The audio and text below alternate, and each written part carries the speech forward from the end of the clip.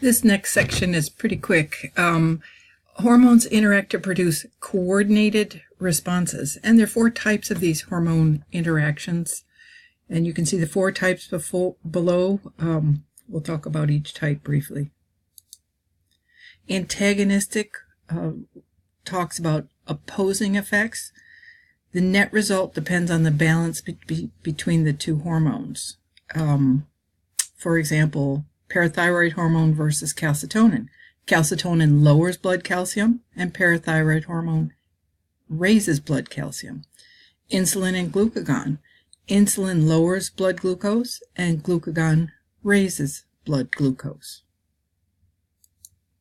Additive effects means that with both hormones, the effect is greater than each acting alone. This is also called a synergistic effect. For example, the glucose-sparing action of growth hormone is enhanced in the presence of glucocorticoids. The third interaction is permissive effects. One hormone is required for the second hormone to work. Epinephrine changes the rate of cellular energy consumption only in the presence of thyroid hormones. And the fourth is integrative effects. The hormones produce different but complementary effects. For example, the effects of calcitriol and parathyroid hormone on tissues in calcium metabolism.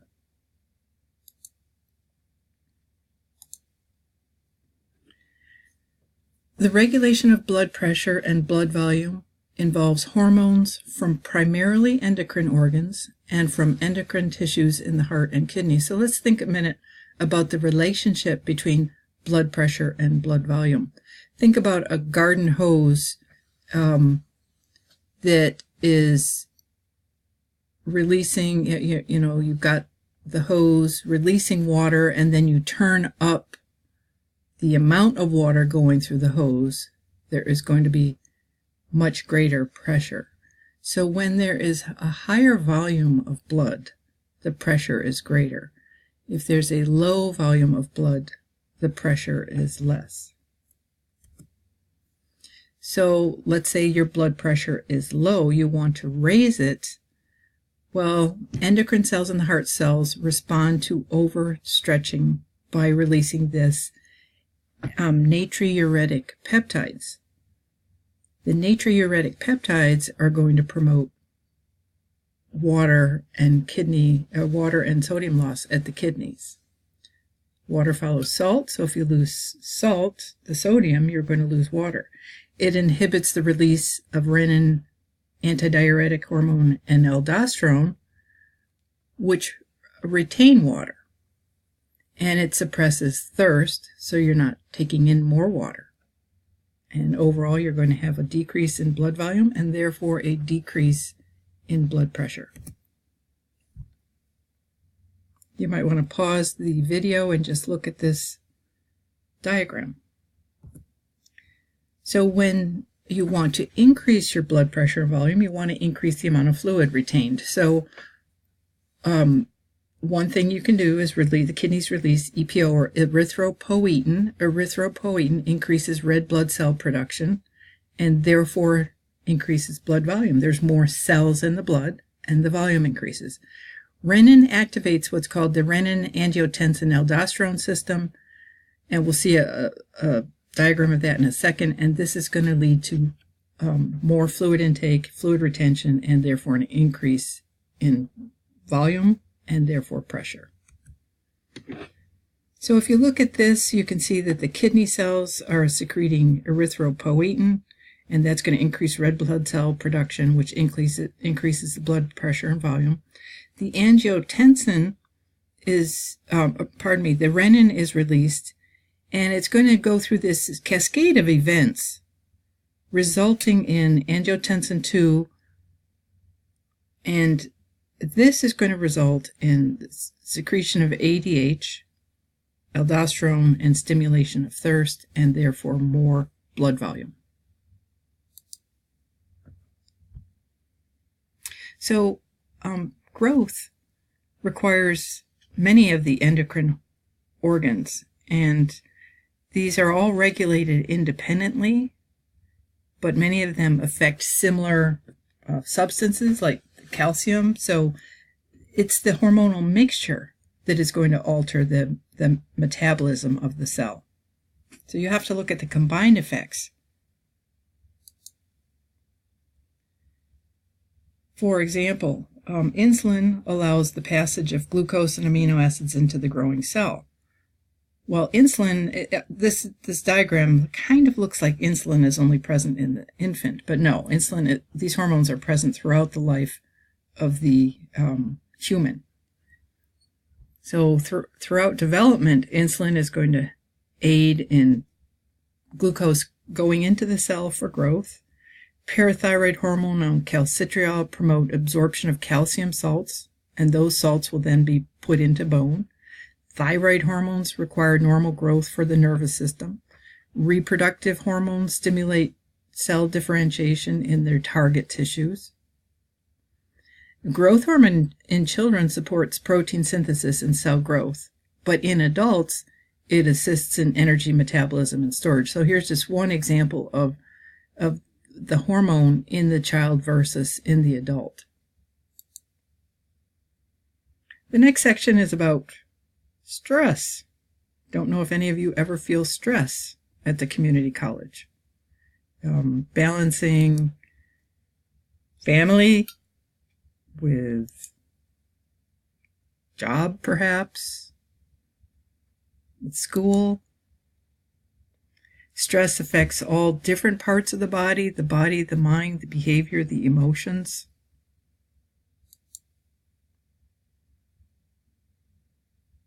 Handle every stressful situation like a dog. If you can't eat it or play with it, then just pee on it and walk away.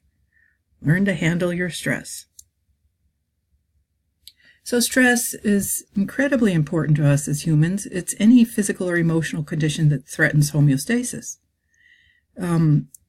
We are exposed to quite a few stress-causing factors, and it can lead to a general hormonal and physiological response. The response is a very interesting acronym, GAS, General Adaptation Syndrome, or the stress response. So there are three phases of the stress response. The first is the alarm phase, and it's immediate. So this does not last very long. Epinephrine is the dominant hormone. There are two main responses to the alarm phase. Energy reserves are mobilized, and this is the general fight or flight response. So the immediate is that you have, you're able to use all of this glucose, these energy reserves, so you have increased mental alertness. You're going to use other sources of energy, glycogen and lipids. There's changes in our circulation, a reduction in digestive activity and urine production, increase in heart rate and breathing, and increase in sweat production. The second phase starts a few hours later, the resistance phase, and in this phase, glucocorticoids are dominant. Remember, those glucocorticoids are released from the adrenal cortex, and epinephrine, growth hormone, and thyroid hormones are also involved. But there are still high energy demands, and eventually the glycogen reserves in the body are exhausted, so the body shifts to using lipids and proteins for energy. The third phase is the exhaustion phase. When the energy reserves cannot be maintained, the resistance phase ends. So this could be a period of weeks or months, and at this point, at the end of the exhaustion phase, organ systems begin to fail, and there's electrolyte and mineral imbalances, and eventually death.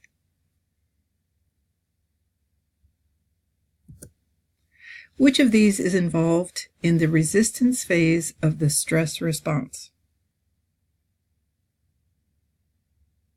Was that the first, the second, or the third phase? Release of glucocorticoids. Which of these hormones does not help regulate blood pressure? Glucagon is involved in glucose regulation. The overproduction or underproduction of hormones can cause endocrine disorders. The causes of the disorders, it can be at the gland itself, it could be at the target tissue, or it could be at the endocrine or neural control. Effects are usually caused by underproduction, hyposecretion, or overproduction, hypersecretion, but hyposecretion is most common. So let's look at the causes of hyposecretion. One could be metabolic factors. For example, suppose you need a substance to produce the hormone, such as you need iodine to produce T3 and T4 in the thyroid. So if you cannot produce the hormone, then there will be hyposecretion. There could be physical damage, damage to the target cell, damage to the endocrine cell, and there could be congenital disorder, and that's a disorder that you're born with, and it may be that the gland is too small, that the enzymes are abnormal genetically, the receptors may be insensitive, it could be a genetic mutation, or the gland cells could lack the receptors to become stimulated. Endocrine disorders can also be caused by the presence of abnormal receptors in the target tissues. For example, with diabetes type 2, the receptors no longer respond to the insulin. Acromegaly is the overproduction of growth hormone in an adult, and the adult will have larger facial features, larger hands, and you can see this woman here over the course of her lifetime. Her facial features changed because of too much growth hormone as an adult. See the large hands, the large jaw and forehead. Thyroid disorders, too little thyroid too little iodine in the diet causes this goiter. The thyroid gland works over hard. The thyroid gland works excessively to get iodine from the blood, and so it enlarges. Why don't we see this in the United States today? Well, we iodize our salt today, so we don't get goiters. And then a congenital disorder, this infant is born with a thyroid hormone deficiency, and it results in mental disability. Adrenal gland disorders, Addison's disease and Cushing's disease. Addison's disease is hyposecretion of corticosteroids, and Cushing's disease is hypersecretion or oversecretion of glucocorticoids.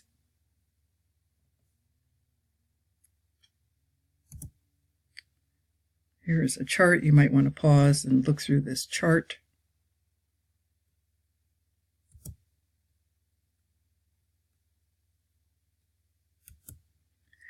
What disorder may be caused by a deficiency in the production of antidiuretic hormone? Diabetes insipidus. Which of the following disorders often leads to retinopathy, nephropathy, and neuropathy? Diabetes mellitus.